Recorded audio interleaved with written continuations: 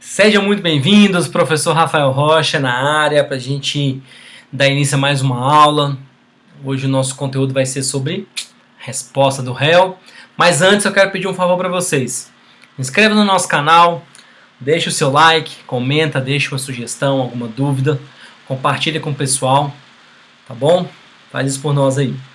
Então, qual que é a ideia da gente trabalhar hoje? A gente vai começar a trabalhar todas as posturas que o réu pode adotar quando ele é citado. A partir do momento que ele comparece no processo, quais são as posições que o réu pode adotar?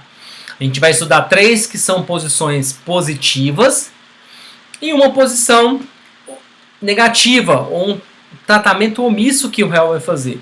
Então 3 são ações e um caso de omissão. Só que antes da gente começar a analisar, a gente vai fazer esse panorama geral com vocês, quais posturas que o réu pode assumir. Primeiro, pode se manter inerte, omisso, que vai gerar a revelia, e essa revelia pode gerar a presunção de veracidade ou não dos fatos alegados pelo autor. Ele pode apresentar a sua contestação. Dentro da contestação, ele vai apresentar a defesa processual, que são as chamadas preliminares, lá do 337, que podem ser peremptórias e dilatórias. Já adiantando que esse rol do 337 ele é um rol que não é um rol taxativo, ele é um rol exemplificativo, ou seja, podemos ter outras situações fora do 337 que a gente pode alegar em matéria preliminar, a gente vai citar exemplos. Ele também pode apresentar a defesa de mérito, que pode ser direta, que é a impugnação especificada dos fatos, lá do artigo 341, ele vai impugnar fato por fato. E ele também pode apresentar a defesa de mérito indireta, que é quando o réu apresenta fatos novos, fatos modificativos, impeditivos e extintivos do direito. Isso vai fazer muita diferença no que se refere à prova, o ônus de provar. Só adiantando, quando ele apresenta a defesa de mérito direta, o ônus de provar é do autor e a indireta é do próprio réu. Então o ônus da prova cabe a quem tem o dever de provar, a quem tem o dever de... Quem apresenta a alegação tem o dever de provar. Perfeito? E a gente vai falar também da reconvenção, que é o contra-ataque do réu em face do autor. Ele aproveita a mesma ação e instaura nova relação jurídica em face do autor, e ele pode arguir o impedimento de suspeição, impedimento artigo 144 e suspeição artigo 145 do CPC. A gente já vê que é de maneira incidental, e um procedimento está no artigo 146, a gente vai estudar esse procedimento também. Perfeito? Então, dando início, a gente vai começar a falar sobre a revelia. Algumas pessoas confundem efeito da revelia e conceito de revelia. Ambos, o conceito e o efeito, o primeiro efeito, estão previstos no artigo 344 do CPC. O que é a revelia? É aquele réu que, devidamente citado, ele não contesta. É o réu que é citado. Às vezes ele comparece à audiência de conciliação, inicia-se o prazo para apresentar a contestação e ele não contesta. Então é aquela situação que o réu se coloca que não contesta após citação válida. Esse é o conceito de revelia. Réu citado que não apresenta contestação. Perfeito? E qual que é o efeito? Está no próprio artigo 344. A ausência de contestação, a ocorrência da revelia, em regra, ocasionará a presunção de veracidade dos fatos apresentados pelo autor. Porque o fato que não é contestado é um fato incontroverso. Não sei se vocês se recordam, fatos incontroversos são aqueles fatos que não dependem de prova. Fato incontroverso presume-se verdadeiro lá do artigo 374, inciso 4 do CPC. Isso é tão grave que o juiz pode ocasionar que o juiz julgue antecipadamente o mérito lá do artigo 355, inciso 2. Ele fala que uma das causas de julgamento antecipado é justamente o caso de revelia. Então, o conceito de revelia é o réu que é citado e não contesta. Perfeito? E qual que é o efeito? Presume-se verdadeiros os fatos apresentados pelo autor. Por quê? Porque como não foi contestado, ele é um fato incontroverso. Fato incontroverso não precisa provar. Presume-se verdadeiro. Artigo 374, inciso 4. Ok? Esse é o primeiro efeito. Segundo efeito, está lá no artigo 346. O réu, ele não será intimado para a prática dos atos processuais. Mas como assim, Rafael? Um réu que está no processo? Sim, pode acontecer. Ok? Mas se o réu é réu, marcou a audiência de instrução, ele não vai ser intimado. Ele pode comparecer? Pode. A gente vai ver que ele pode. Ele recebe o processo no estado em que se encontra, mas ele pode comparecer. O juiz deu uma sentença, ele pode recorrer? Pode. Ele tem legitimidade para recorrer. Ele só não será intimado. Quando que haverá a intimação de réu? Nós teremos a intimação do réu quando o réu tiver advogado constituído no processo. Então agora, mesmo que o réu seja réu, mas ele tenha advogado constituído no processo, aí o advogado vai ser intimado para a prática dos atos processuais. Exemplo, o advogado apresentou contestação intempestiva, fora do prazo. Existe o processo, existe o advogado nos autos. Ele é réu? Porque não obedeceu o prazo, houve a preclusão. Porém, como ele é advogado, ele será intimado para a prática dos atos processuais. Perfeito? Agora, se ele não tiver advogado, não ocorrerá essa intimação.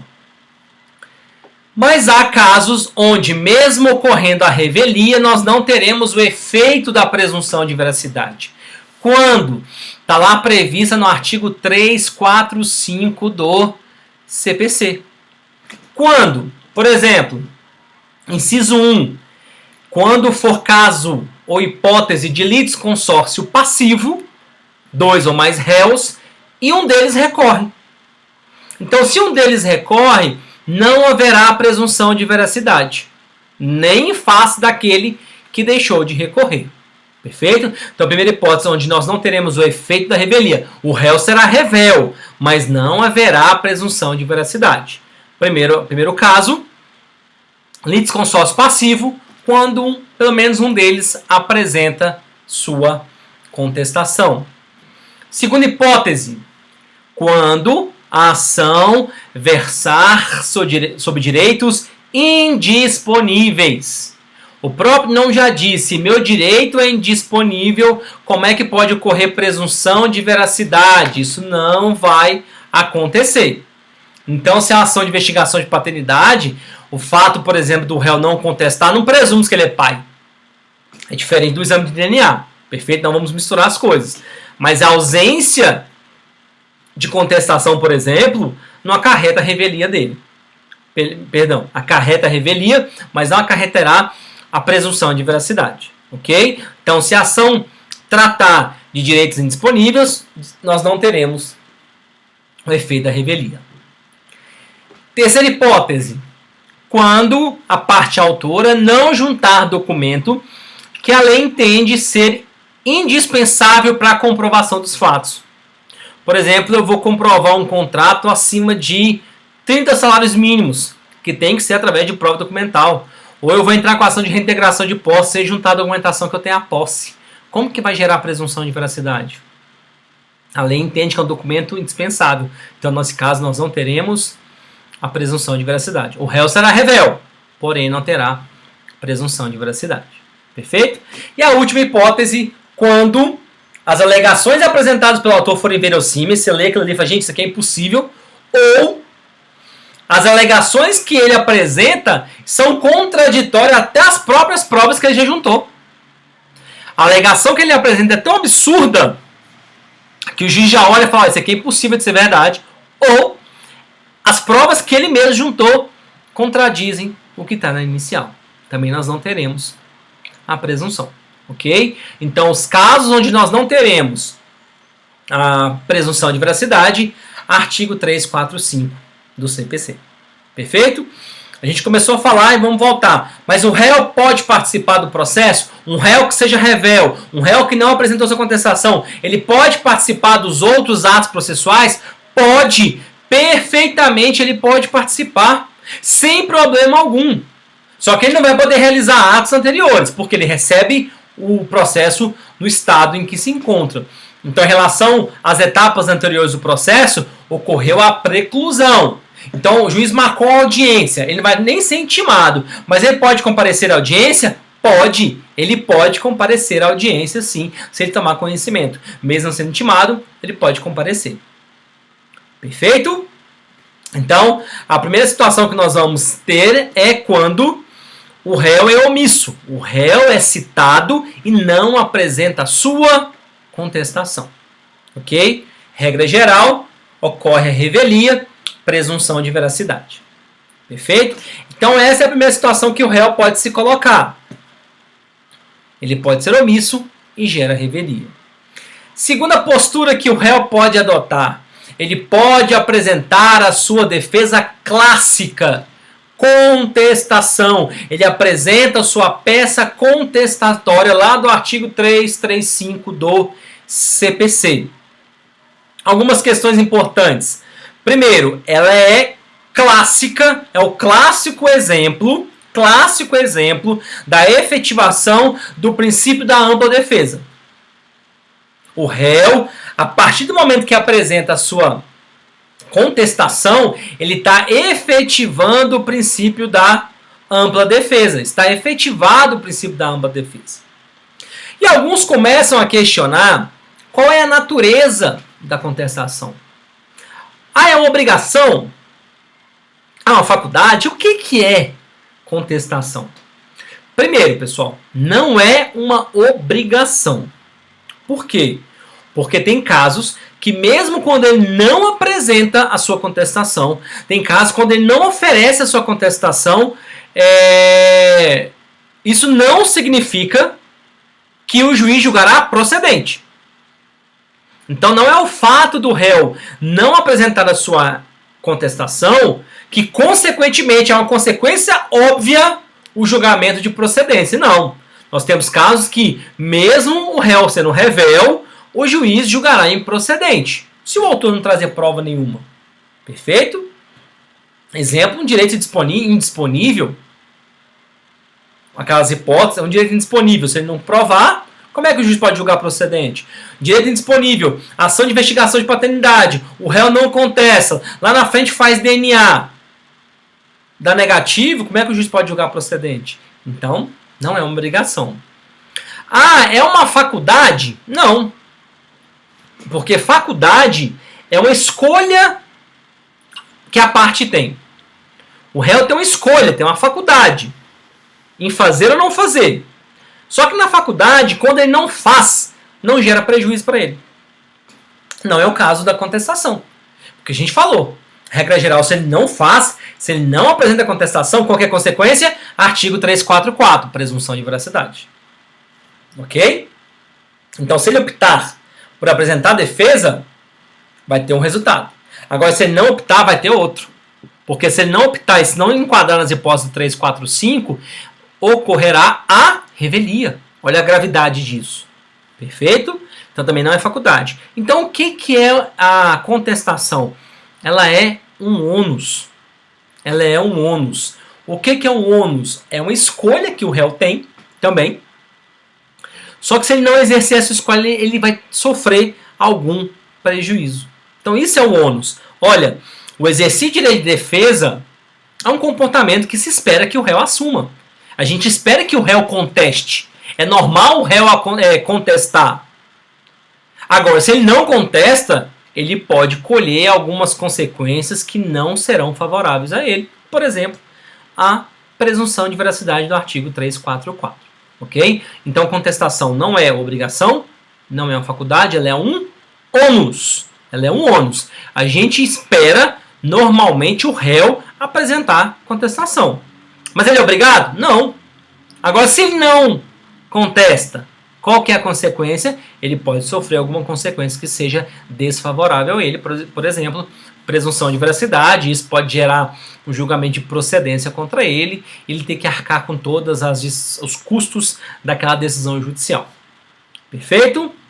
Tranquilo? Prazo da contestação. Artigo 335, prazo de 15 dias úteis. Ok? 15 dias úteis. E a contagem da contestação, o termo inicial dela, é extremamente variável. Nós poderemos ter algumas situações que vão dar início ao prazo da contestação. Primeiro deles, se nós tivermos audiência de conciliação ou de mediação, e as partes comparecem, chegou na audiência, não tem acordo, dia seguinte, útil, começa o prazo. Então a audiência foi na segunda, não obteve conciliação, segunda-feira inicia o prazo. Agora não, o autor manifestou seu desinteresse na audiência, na petição inicial, lembra que é requisito da petição inicial, artigo 319, ele tem que manifestar o interesse ou não na audiência.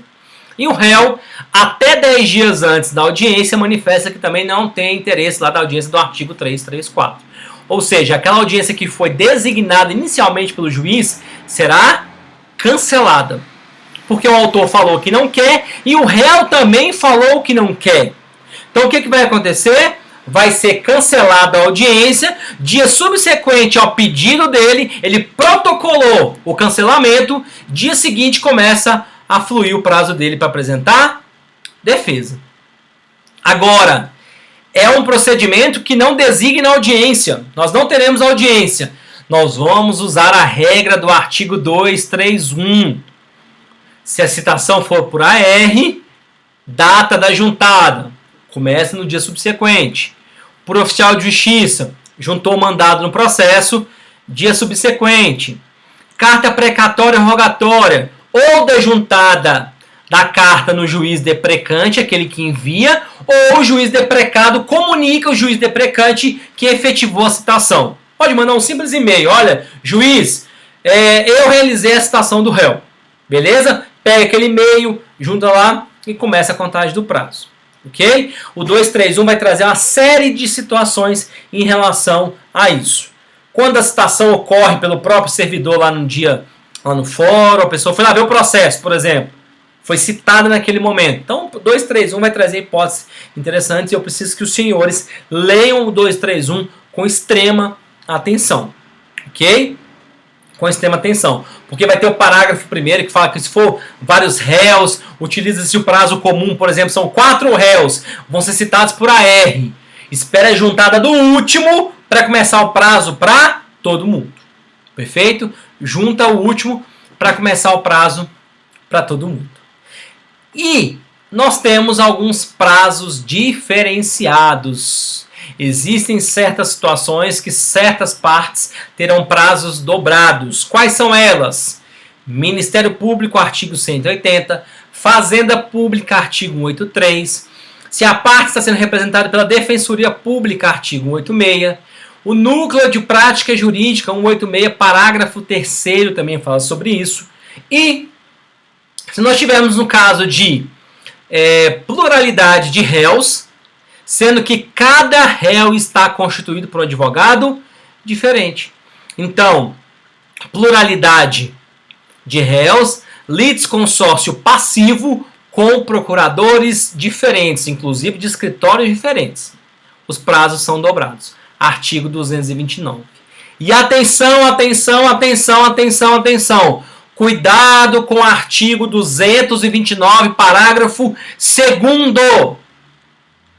Por quê? Essa regra de dobragem de prazo para litisconsórcio passivo com advogados diferentes não se aplica a processos eletrônicos. Cuidado com essa regra. Por quê? Porque o eletrônico pode ser consultado simultaneamente por várias pessoas. Porque o objetivo da lei é, tem 3, 4 réus, a pessoa quer lá, o advogado quer lá manusear o processo, tirar a fotocópia do processo, já que não vai poder levar com carga. Então vamos ampliar o prazo. Processo eletrônico eu posso acessar de qualquer lugar. Então, cuidado, artigo 229, parágrafo 2º, não se aplica essa regra de litisconsórcio passivo com advogados diferentes quando o processo for eletrônico. Cuidado com isso, muita atenção. Dando seguimento, qual é a forma de apresentação de contestação? Regra geral, a contestação será apresentada de forma escrita. Artigo 335 traz isso. A contestação será apresentada de forma escrita. Existe exceção? Sim.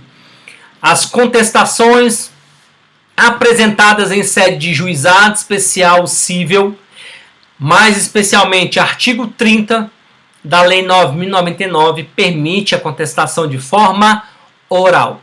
Ok? Regra geral, contestação escrita. Alguns procedimentos vão aceitar a contestação de forma oral. Perfeito? Algumas características extremamente importantes. Primeiro delas, princípio da concentração da contestação.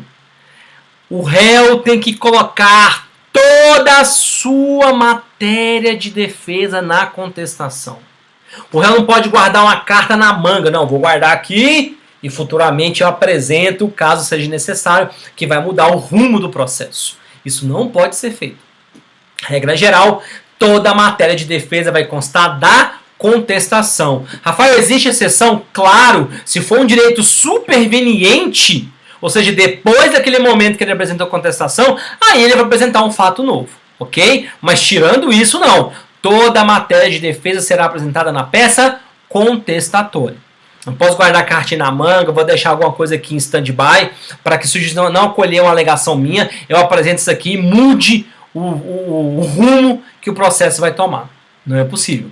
Perfeito? Princípio da concentração da contestação. Ok? Tranquilo? Segunda característica importante. Princípio norma da eventualidade da contestação. Senhores, o réu, como tem que apresentar toda a sua matéria de defesa na contestação, como a gente acabou de falar, ele tem que apresentar alegações sucessivas ou teses de defesa sucessivas. Para quê? Se o juiz não acolheu uma tese, ele vai passar para a próxima tese. Não acolheu? Próxima, e assim sucessivamente. E um ponto importante, mesmo que sejam matérias de defesa contraditórias, isso não é litigância de má-fé, isso não gera nenhum dano processual para a parte. Então o réu pode colocar matérias de defesa mesmo que sejam contraditórias. Por exemplo, uma ação de cobrança. Ação de cobrança. Eu falo, olha, houve o pagamento da dívida. E começa a falar, paguei. Caso Vossa Excelência entende que eu não paguei, houve uma novação da dívida. Prorrogamos o vencimento da dívida.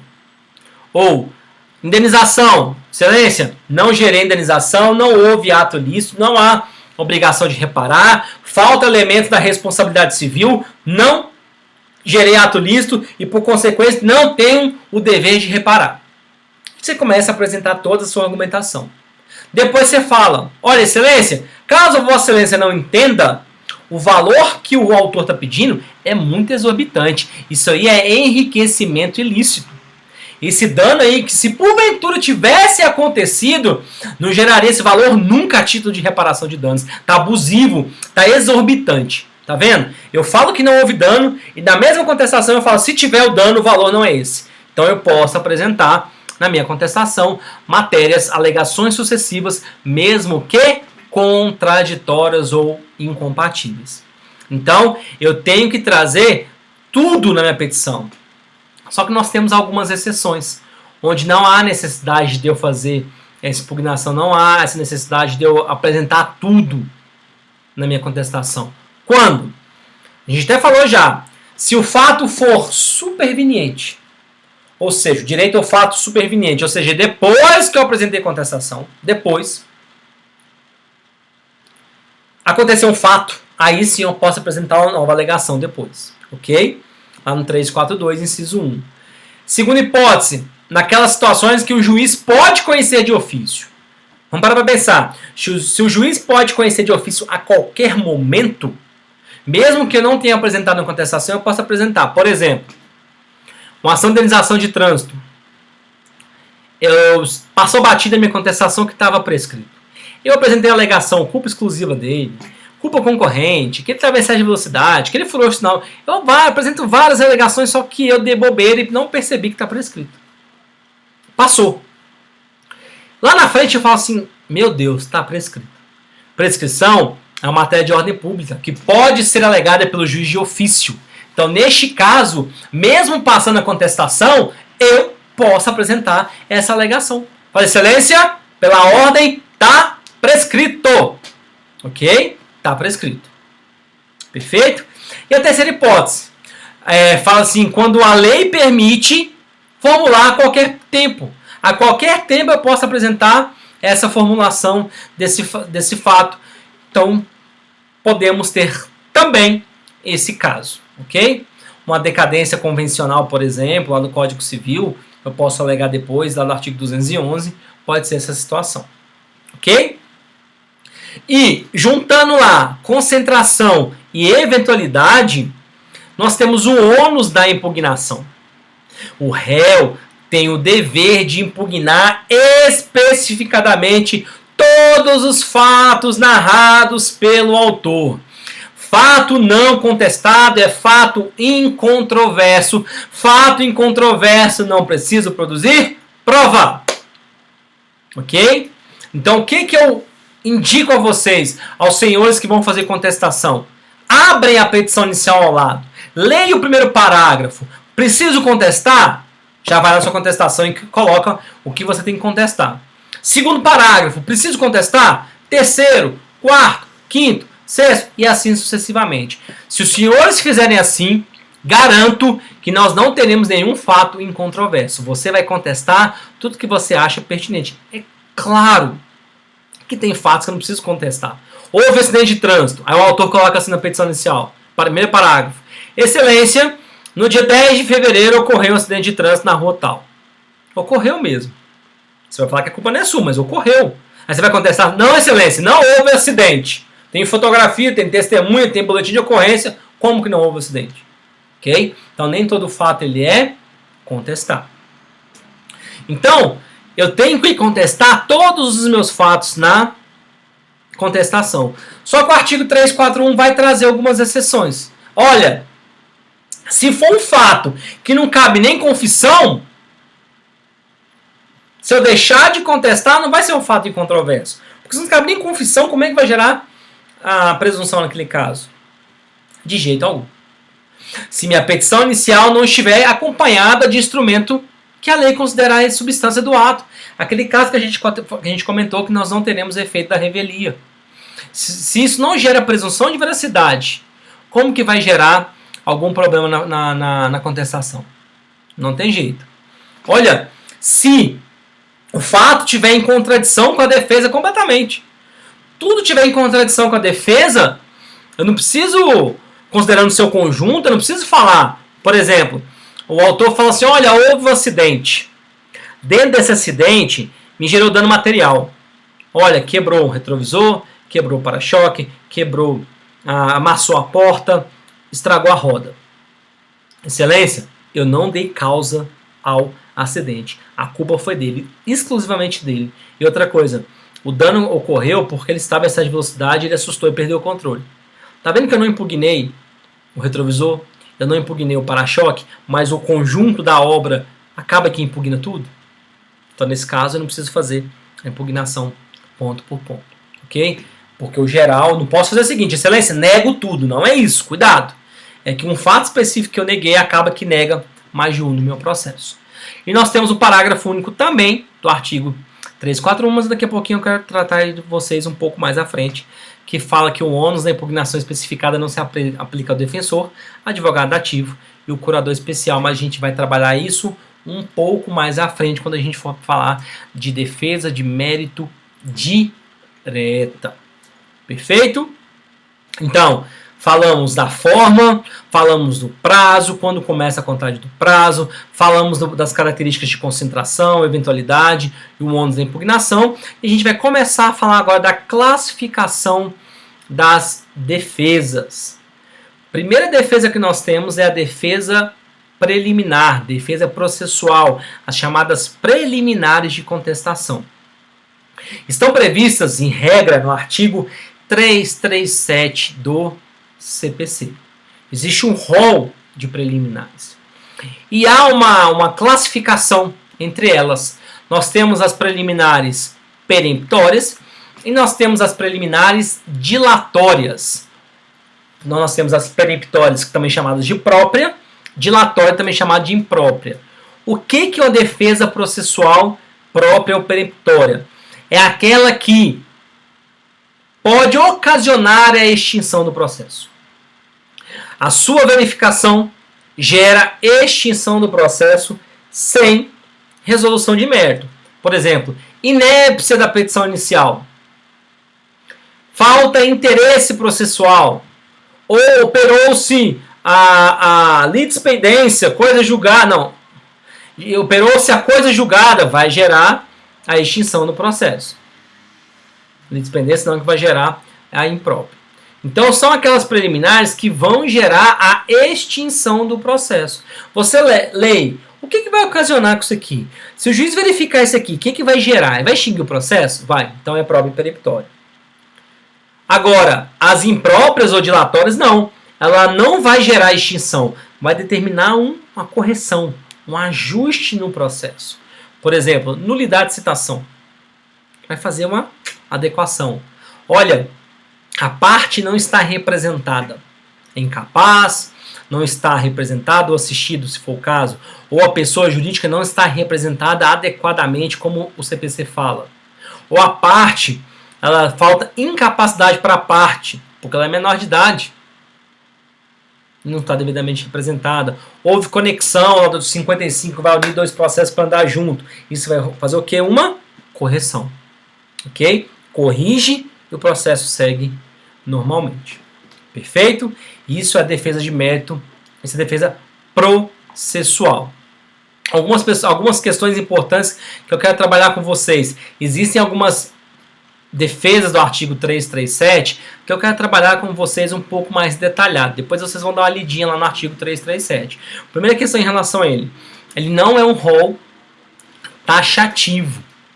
Existem hipóteses que você não vai achar no 337, mas que você pode alegar. Por exemplo, incapaz não pode ser parte do juizado especial civil. E o menor ingressa com a ação. Preliminar, o que você vai alegar? A impossibilidade, a incompetência do juiz, a impossibilidade, porque o menor não pode ser parte. Você vai falar o quê? Olha, por se tratar de juizado especial civil, a lei do juizado proíbe a presença de menor. Ok? Mas tem algumas que eu quero gastar um pouquinho mais de tempo com vocês, porque tem algumas observações importantes para a gente falar. Primeira delas, lá no inciso 2, arguição de incompetência por parte do réu. Arguição de incompetência por parte do réu. Muito cuidado com a redação do artigo 340 do CPC, porque ele vai falar sobre isso. O que fala essa arguição de incompetência? A primeira coisa que fala é que o juiz verificando, a parte verificando a incompetência, independente se é relativo ou absoluto, ok, pessoal? Porque o CPC revogado tinha tratamento diferenciado. Se era incompetência relativa, tinha exceção de incompetência e absoluta na contestação. Hoje não se faz mais acepção, independente da modalidade de incompetência, alega-se em preliminar de contestação. Qual que é a grande preocupação nesse artigo que a gente tem que ter em relação ao artigo 340? O que seria isso? Vamos pegar um exemplo. Uma ação de divórcio. Se você pegar o artigo 53, fala que a ação de divórcio, em regra, é no domicílio do guardião de menor incapaz. Então, por exemplo, o marido mora em São Paulo e a esposa mudou para o Rio de Janeiro com a criança menor. A guarda, de fato, é dela. Ela é guardião de menor. Então, a ação de divórcio tem que ser proposta aonde? No seu domicílio, Rio de Janeiro. Mas vamos pegar a seguinte situação que o pai finge bobo para ver se cola, aquele chamado colar-colou. Ele protocola a ação de divórcio em São Paulo. O juiz marcou a audiência, claro. Aí a esposa pensa, poxa, eu vou ter que ir lá em São Paulo, participar da audiência, para depois voltar, apresentar a contestação, falando que não é lá, olha a despesa que eu vou ter. Olha a despesa. Então, o que o artigo fala? Olha, o réu pode apresentar no seu domicílio, a contestação desde logo alegando a incompetência. Onde, vamos colocar, ela apresentou no Rio de Janeiro. O juiz do Rio vai comunicar imediatamente o juiz de São Paulo e a lei fala, olha, preferencialmente pelo meio eletrônico, via e-mail mesmo. Por e-mail. Ele comunica, fala assim, juiz de São Paulo, tem uma contestação aqui no Rio. Tem aqui no Rio. E como é que essa contestação vai ser recebida? Porque não tem ação. Não tem ação. Vou protocolar onde? Aí vem os parágrafos que vão trazendo todo o procedimento. Olha, ela vai ser submetida a livre distribuição, ou seja, vai distribuir como se fosse uma petição inicial normal, para qualquer vara civil. Nesse caso, como é divórcio, para ação, para vara de família. Vai pegar essa contestação e vai mandar para qualquer vara de família. Por quê? Ele é submetido a livre distribuição. Ou, se o réu foi citado por carta precatória, vai distribuir para aquele juiz que cumpriu a carta precatória. Então, seguinte situação. Se ele recebeu por carta, livre distribuição. Agora, ação de divórcio, pediu carta precatória para o Rio de Janeiro. O juiz da primeira vara civil do Rio de Janeiro, ou a vara de precatórios, se tiver vara de precatórios, cumpriu, aí vai distribuir para ele. Ok? Vai para ele. O que pode acontecer? Se entender, se reconhecer que efetivamente está errado, nesse caso está errado, tinha que ser o Rio de Janeiro,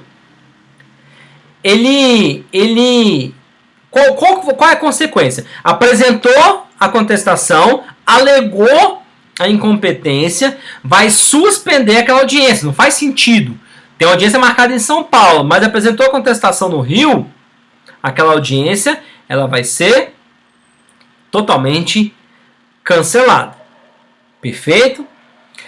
A partir do momento que houver definição da competência, não, realmente é do Rio.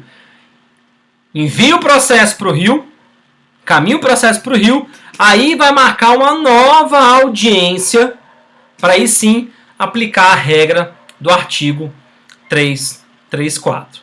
Então, percebe-se que essa situação ela pode ser corriqueira. Então, o que fala esse artigo 340? Olha, o réu pode apresentar a sua contestação no seu próprio juízo a partir do momento que ele alega incompetência do juízo. Ele fala, olha, o juízo correto tinha que ser aqui aonde eu resido. Ele não precisa ir lá na comarca onde está o processo para fazer isso. Protocolou, livre distribuição, ou se tiver carta precatória para quem está cumprindo a precatória, comunica o juiz deprecante, o juiz de origem, cancela aquela audiência, resolve quem é o juiz competente e o processo segue normalmente. Se entender que é São Paulo que é competente, o processo continua lá. Agora, se ficar comprovado que é o Rio, encaminha-se os autos para o Rio de Janeiro e o processo tem andamento normal. Perfeito? Então, muito cuidado com 340, que é algo importante para vocês terem em mente. Perfeito? Próximo. A incorreção ao valor da causa. Por que eu quero falar isso com vocês? Porque nós tínhamos no CPC antigo o chamado incidente de impugnação ao valor da causa. É um incidente próprio para você questionar o valor da causa. Hoje não há mais isso. Você vai abrir uma preliminar falando, excelência, esse cara colocou o valor da causa errado. Acho que ele colocou o valor da causa errado para o quê? Pagar custas inferiores. Dá uma olhadinha no artigo 291, 292 e 293 do CPC que versa sobre valor da causa. Então, por exemplo, ação de alimentos, 12 vezes o valor que você está pedindo. Aí o cara tá pedindo R$1.000 por mês. Aí ele coloca R$1.000 o valor da causa. Ele não multiplica R$1.000 vezes 12, não coloca 12 mil. Excelência, tá errado. Ele recolheu o custo sobre 1.000, mas manda corrigir e manda adequar as custas para o novo recolhimento. Não existe mais incidente de impugnação ao valor da causa. Tá bom? Vamos fazer a primeira pausa do nosso primeiro bloco de resposta do réu. Quero deixar os meus contatos para vocês, e-mail, Instagram e Facebook. Segue, acompanha as nossas publicações lá, que sempre vai ter novidades relacionadas ao processo civil. E daqui a pouquinho a gente retorna.